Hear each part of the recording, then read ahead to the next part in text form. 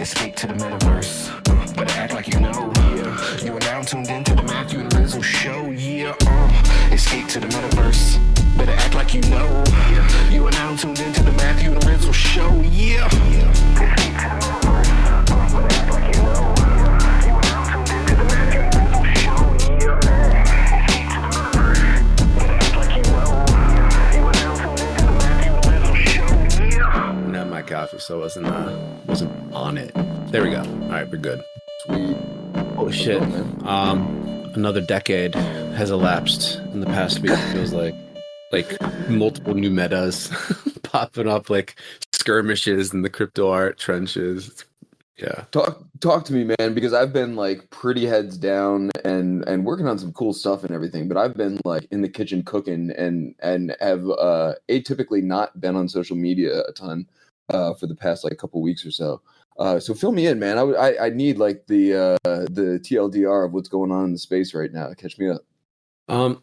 I definitely point folks to like Max Cohen and Coborn's Mocha podcast. I think they just released that yesterday. Coborn was going off on Foundation, which is sort of like the locus for. Oh yeah, I saw something about that. Yeah, not his, but like, just the rift over Rodeo and Foundation in general. Yeah. So the focus is on Rodeo for scaling reasons. Foundation just isn't a scalable business. So like it's not folding, not winding down, but in the focus on Rodeo, they just started doing some social media shape up, totally pivoted.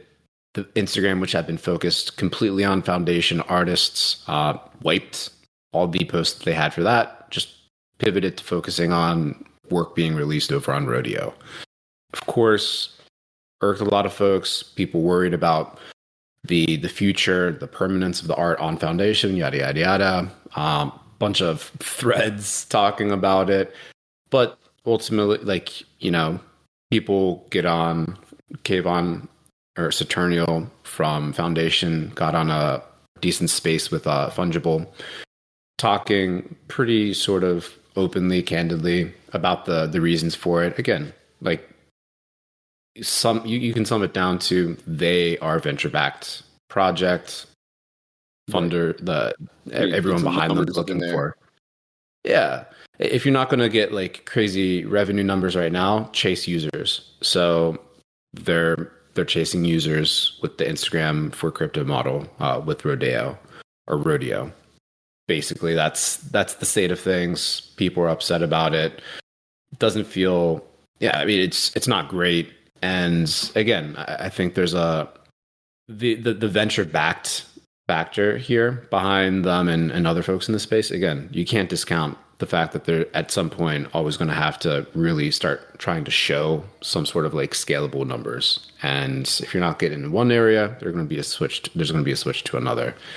But the result is people sort of like fading crypto art and saying, hey, there's not a business there. And again, say, hey, bro, you're chasing scale. Also, you have like a 30-person team, folks doing God knows what, hired a bunch of folks throughout the past, questionable decisions. Like, you know what I mean? Like, there probably could have been a path towards something sustainable, maybe approaching scale with like a very, very slim organization. Again, factors like any successful project has always hit some sort of like viral inflection point. To kind of like jump into the stratosphere of attention, awareness, revenue, users, whatever it may be. Again, I think of like mega sales from Super Rare. Again, Nifty Gateway, Beeple releases like the whole like 2021 just into the stratosphere. Foundation never had that. They've had great marketing this whole time. They've had some solid art and artist release there, but they never had that viral inflection. So the one thing that I've been sort of like angrily clocking in the background and periphery is the lack of acknowledgement of like exactly who and what Foundation was and why they're changing and pivoting to Rodeo. It's disparaging like digital art, like not a market there, blah, blah, blah. It's like, well, you kind of weren't the perfect people to do that in the first place. Maybe some acknowledgement there, maybe saying that there could be a better situation for digital art with the right team, blah, blah, blah. That's my only like addition to all the yapping that's been going on about that sort of thing. But again, for the TLDR, great conversation on it. In my personal opinion, Mocha Podcast, Colborn, Max Cohen, I think they chopped it up very, very nicely. Yo, and nice. very like with that nice spice from Colborn. Yeah, no doubt, man. No, I'll have to give it a listen. I'm actually sort of glad I didn't listen to it yet, so I can sort of come in with a fresh take on it, or at least what I think is one, blindly. Maybe it overlaps or whatever. Dude, I mean, in a microcosm, I get it, right? They have funders, they got to make money, they need solutions to point them in that direction so the people who back them can make money. I mean, that's just how like a lot of these things work, you know, like it or not. It's just, you know, the reality of the tech space in general kind of thing, and like the real world or whatever. But I don't know, man, for me personally, I'm like, I feel like this is in a weird way, like net positive for the Web3 community because I feel like who's left that really hasn't undermined the trust of the community, like what artist, platform, or project or whatever. And we don't have to name names or whatever, but my point is, like, the number is dwindling like rapidly, especially over like the past like year and a half and everything. And I feel like, you know, and this is another one, right? Like, you know, they're going in the direction that they feel they need to go in. You know, business decisions were made. Artists feel, again, like they can't trust the platform to maintain the vision that they started with, kind of thing. You know, we've seen this go down like a few times across like other major platforms that have been around for a while. And so I'm like, you know, I keep thinking of like Patrick Amadon, who's like, you know, always railing about like self-sovereign contracts and everything, which is really like the whole like ethos behind everything, right? Like not to be like tied to these platforms, not to be like dependent on them and everything. And there's, you know, the catch-22 where, you know, a lot of people need them for the exposure that they provide.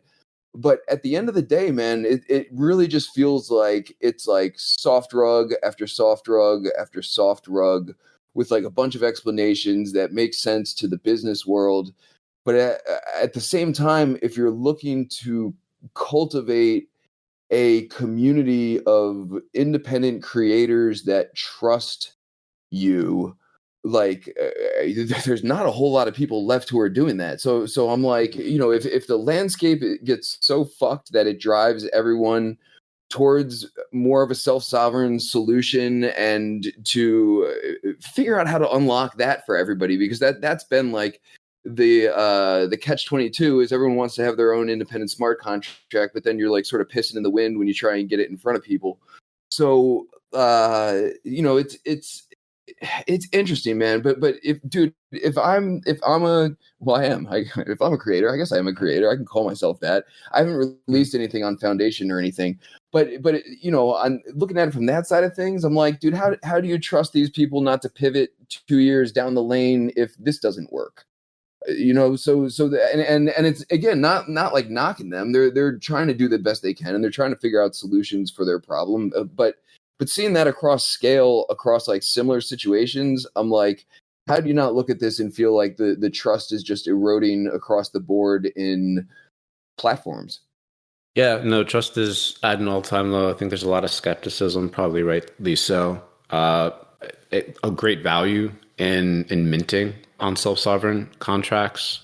The big pitfall for like 99% of artists, though, is that you can mint on your own self-sovereign contract, but if you don't have distribution, you don't have that kind of any reliable way to track like steady eyeballs and build that, especially initial basic collectors, you're going to be, again, unless you're 100% passionate about this, right? And like just the art itself is sustainable to you, but like it's going to be very tough for you. So there's a role for folks to help out on that distribution front.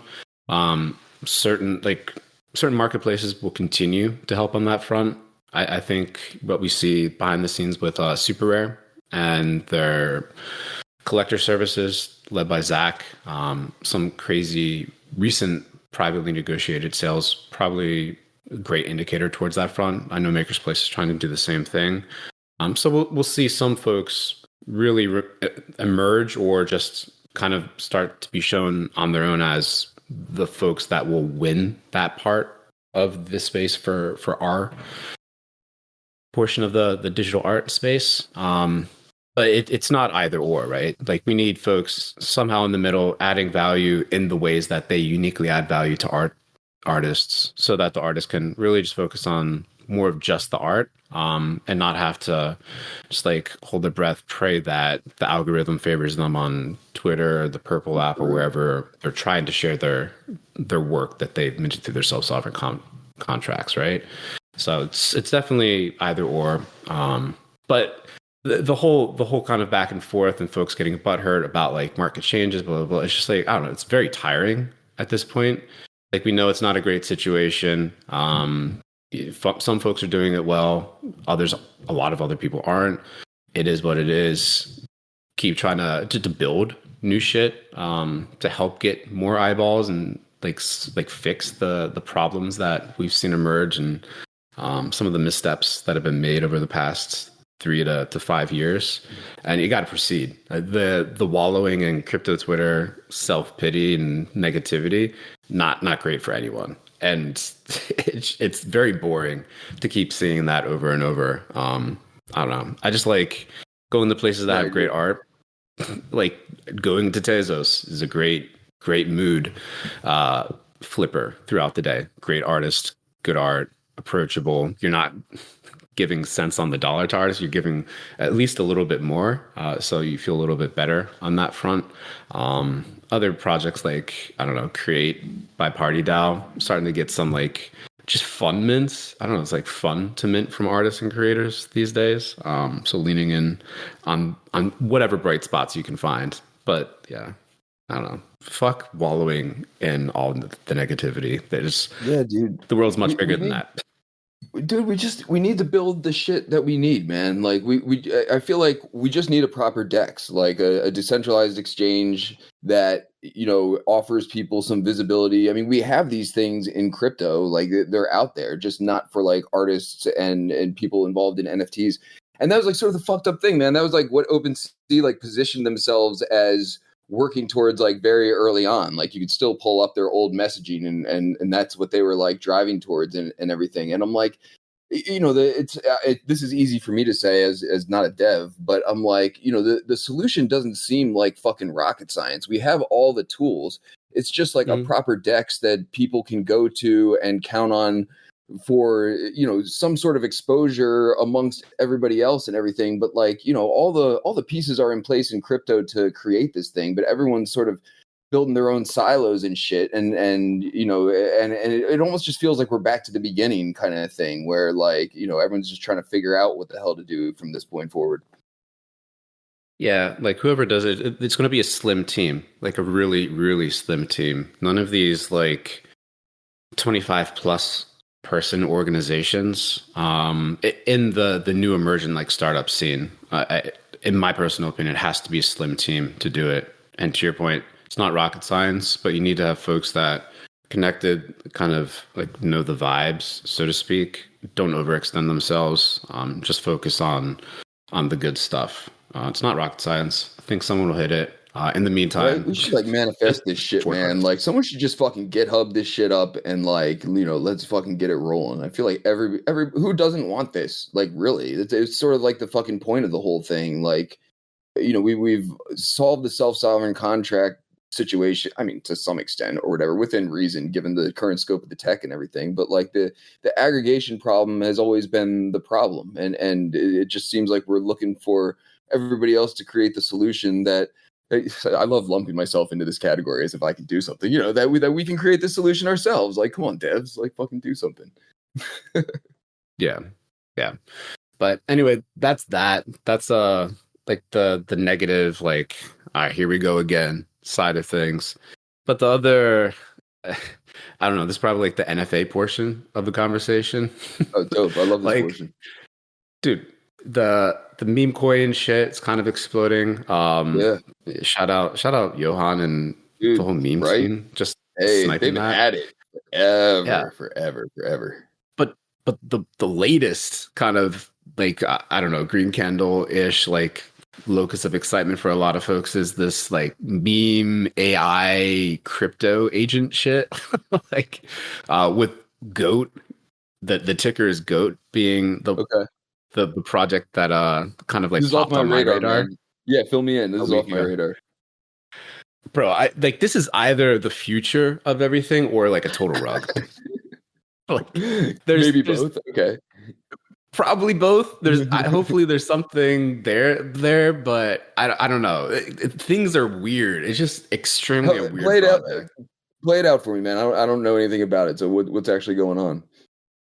I don't people that I've never heard of up until like a week or so ago, right? There's let me get some of these names right, just so like we're putting people in the right directions and they're not clicking on any like wrong scam profiles, because there's a lot of that, unfortunately. So the project, there's like multiple projects, which is like super sus. Anyway, the token that launched on Pump.fun is GOAT, GOAT, and Okay. the individual behind that project is his name is Dragonade.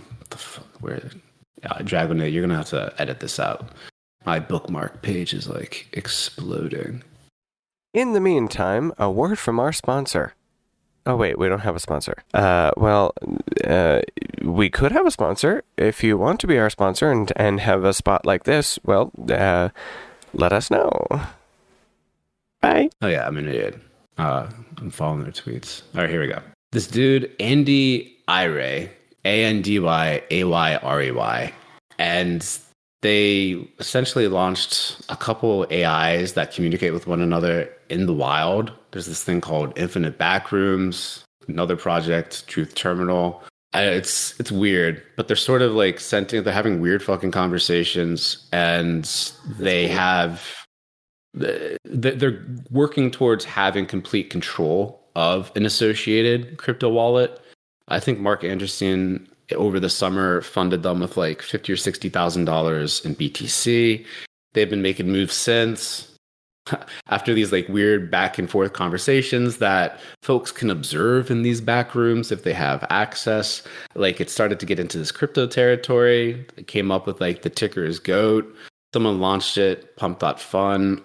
I don't know. Like the token itself is almost at like a $1 billion valuation. After launching on the 10th of October, people are like, this is the future of France. Like it's going stupid.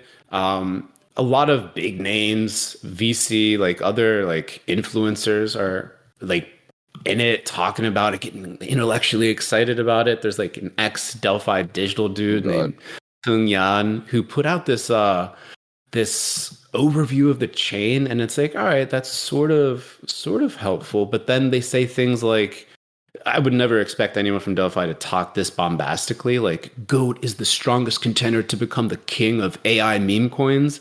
And I'm like, oh man, this sounds so cringe walking through like everything. It just, I don't know, it feels very weird, to be honest. But also it's like, all right, well, if there's an AI agent that actually gets full control of a crypto wallet and is able to make like purchasing decisions, like leveraging more tools in the ecosystem, like setting up like a multi-sig safe or some shit like that on its own, like that's a wild future that's maybe here today.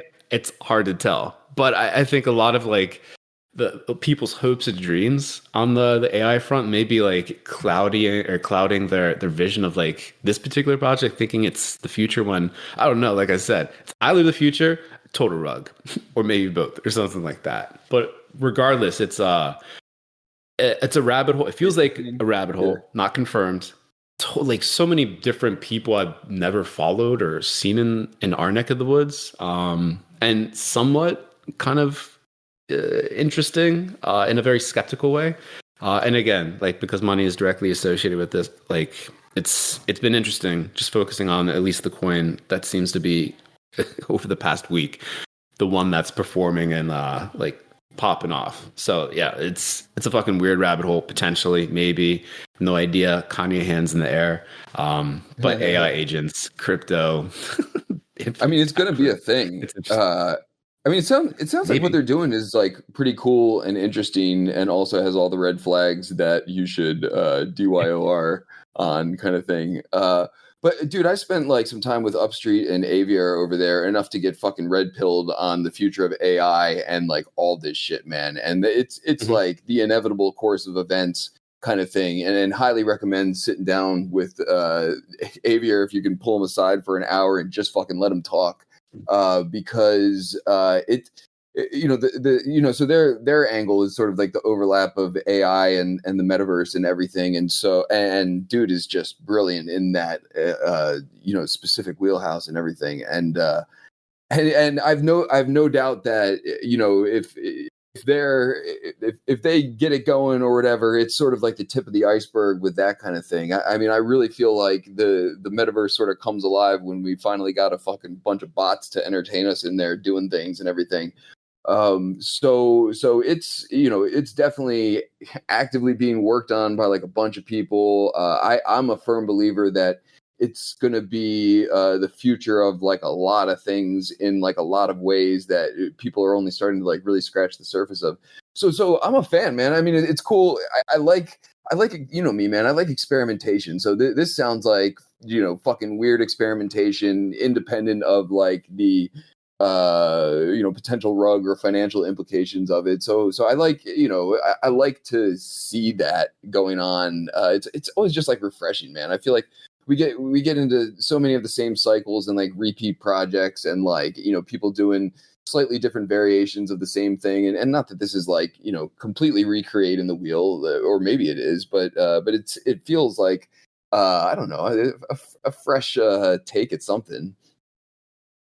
No, exactly. It's a breath of fresh air. Again, at this point, it feels really interesting in a very weird way. And we like weird, so that's cool. There's a lot of haters, a lot of skeptics. So it's not all like, hey, this is the future of all the things. There are some people that are super butthurt, mainly because it looks like they got sidelined. I don't know, but still a lot left to dig for and come to like personal conclusions on if there's a there, whatever.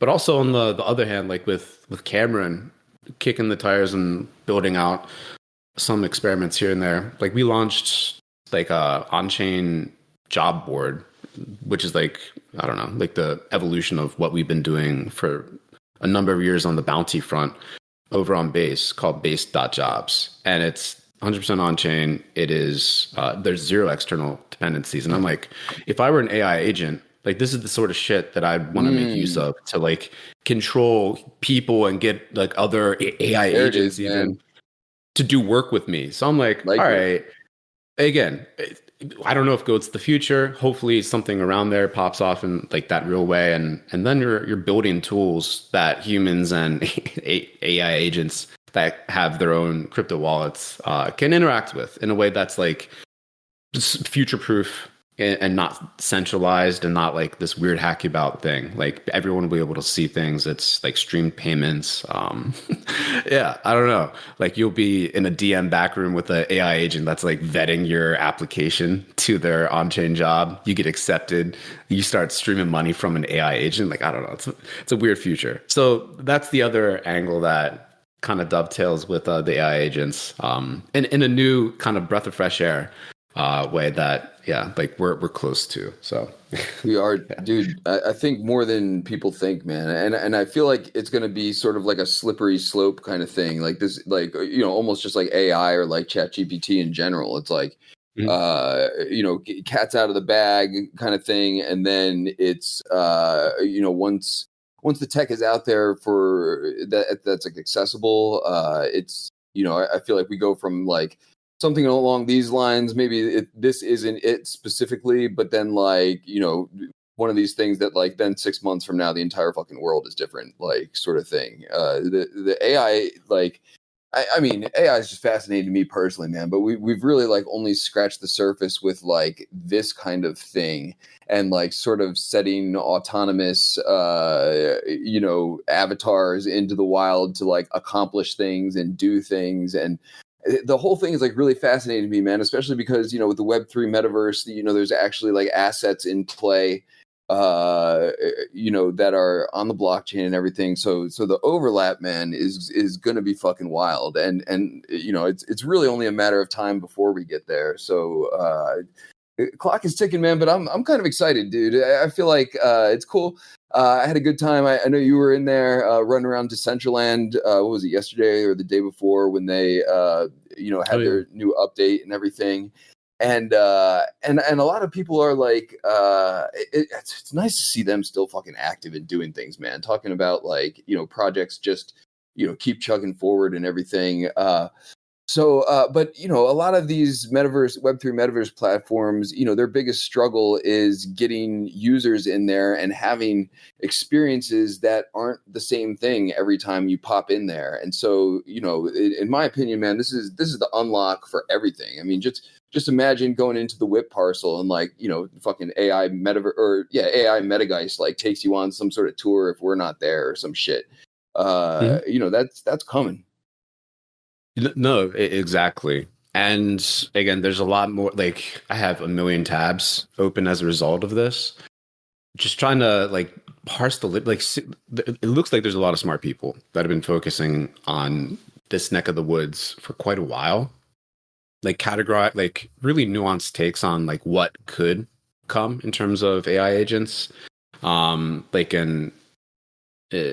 From like the full like AGI, like sentient like agents, which is not here today at all, to like something, I guess you call it more dynamic and more sort of like unpredictable, which is what GOAT / terminal truth, that whole experiment seems to be, like this evolved middle ground beyond this like very simplistic level of bot that operates within like a really confined set of parameters that just has like a very limited range of responses that's more predictable. So it's like, all right, like people have been tracking this. It looks like we went to stage 2 of like a 3-tier potential kind of like breakdown of what can be with AI agents. And it's like, all right, got to study a lot more. So basically from now until the next episode, that's like top of the checklist. Like go down this effing rabbit hole, see if there's really anything there. And then it's endless. Ideally try to get an AI agent posting on base.jobs. That would be sick. That would be sick. Preferably an AI agent that lives in the WIP parcel that's posted on the job board and in a box called Dragonite. In a box called Dragonite. Dude. I mean, it's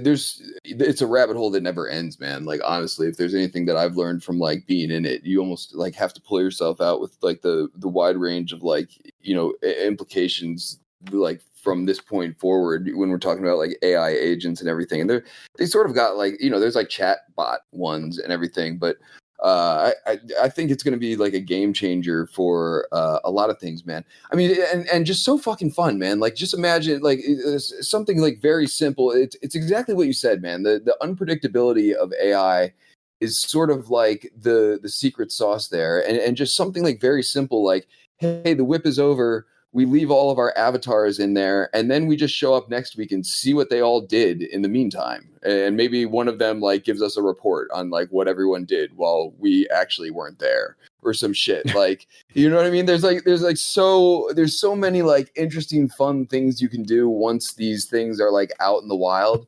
And probably a ton of like really fucking malicious, awful things too. It's going to get fucking really weird. Yeah. Which we like. But yeah, I'm here for it, man. Like, why not? Let's shake it up. Yeah. So I think that's the pivot from the negativity. Like there's a whole bunch of other weird shit happening again. And you can still collect art as you're looking at all this other stuff. Like it's one of those like infinite games. It's immensely rewarding. You can do all of that. You can do a lot of things in the space. Because everything is literally just a click away. So focused on that shit. And I guess another positive thing, like segueing real quick to what's happening in a couple hours. I don't know when we're going to release this podcast. It's Thursday, October 24th. We have the whip coming in a couple hours, and it's a fun one. If you want to peel back some of those details. Yeah, well, I got into conversation with Nifty Island through their involvement with Rizzlefest. They sent us. I'm still using the water bottle. Actually, it's sitting next to me. They sent us a whole bunch of Nifty Island Rizzlefest water bottles, and then got talking to Beehose over there, and they were wanted to get in contact with Fly Frog. So the three of us hopped in a conversation, and the to make a long story short, we're doing like a Beehose he hosts like a Nifty Island game night across like various communities. It's like a regular thing that they do in their Discord. So he's sort of taking his thing on a field trip to our spot to host a Nifty Island game time with Fly Frogs specifically. So it should be fun, man. It's for me personally, this is cool because there's not a lot of other people out there who like do what we do, and Behose is out there doing it like in a different capacity, you know, with Nifty Island and specifically hosting game nights and everything. But like in terms of like, you know, consistent metaverse event production, like, you know, you can count the people on one hand who are like out there on the regular, and so that's exciting to me, man. I like having other people on the whip who are like in it with us on the regular, who like, you know, understand, you know, because our specific overlap is like very niche. Like we sort of spread our tentacles a little bit and pull in like, you know, people from all across Web3 and everything, but our like specific niche of like Web3, NFTs, metaverse, and then to have someone on who like, you know, really understands that and like works in it every day. I'm like, well, first of all, I'm like, this is a setup for like a slam dunk. We're not going to have on like, not knocking anybody, but like, you know, this dude's a veteran, so he's going to come in and do his thing, and it's going to be fucking great. So it's cool, man. I'm excited. I'm excited to see how they get down. We haven't been in Nifty Island in a little while. I'm happy to show them some love for helping out with Rizzlefest and everything, but also, you know, they're doing cool shit, so that's our job. We go where the cool shit is. Yeah. Again, out of all the worlds we've been to this year, I think Nifty Island is like outside of Hyperfi, the next most often visited place. They keep pushing out updates. It's always like silky smooth going in there. Again, wish the pulling people into the same game tools were a little bit better, but going in a fun direction. I haven't met. Well, I think we've had. Yeah. Anyway, excited to hear more from Nifty Island team, and then Fly Frogs. Again, coming off of Rizzlefest, the session they did there was super fun, and want to see what they have cooked up in Nifty Island. So it should be fun. Yeah. Charles really won me over at NFT NYC. I had never encountered him before and didn't know him prior to Nifty Island. But like I met him at the Cyber Brokers thing, and we talked for a little bit, and he's cool and everything. But especially when we hosted him on the Whip the first time, and we were like playing games in Nifty Island like while he was speaking, and he was like, you know, casually delivering the speaker portion while like really just like crushing all of us in the games that we were playing. So that I love people who are super fans of their own thing, and that sort of like shone through there. So, you know, I can, as someone who's you know, rolls with a lot of jank and a lot of their stuff, I can forgive a lot of jank for people who are like genuinely passionate about their projects and like into them. And you know, I think if he showed up and like kind of sucked at it, it wouldn't have been like quite the same flavor, but it was quite the opposite. Yeah.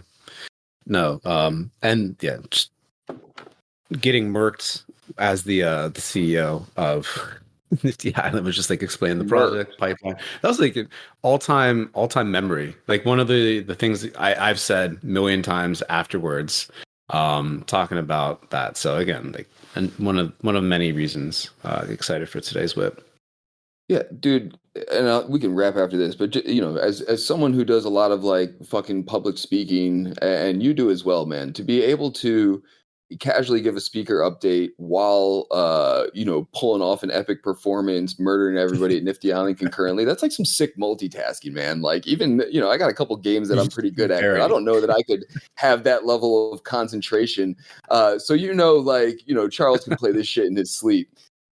100%. No, and seeing someone that actually uses their product again, like it's like, again, the multitasking, the skill level, the delivering like very in very intelligible terms, a great kind of update and also just like using your product. It's just this trifecta right there. Yeah, it really is.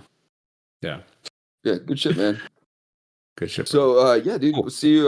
Podcast will drop at some point, but I'll see you in a few hours at the Whip. And if the podcast drops after that, y'all should watch the recap. Hell yeah. All right, brother. Catch you in a few hours. All right, dude. Later, man. Peace. Thank you very much, Dragonite, Dragonite's mom. Catch y'all in a few hours at the Whip too.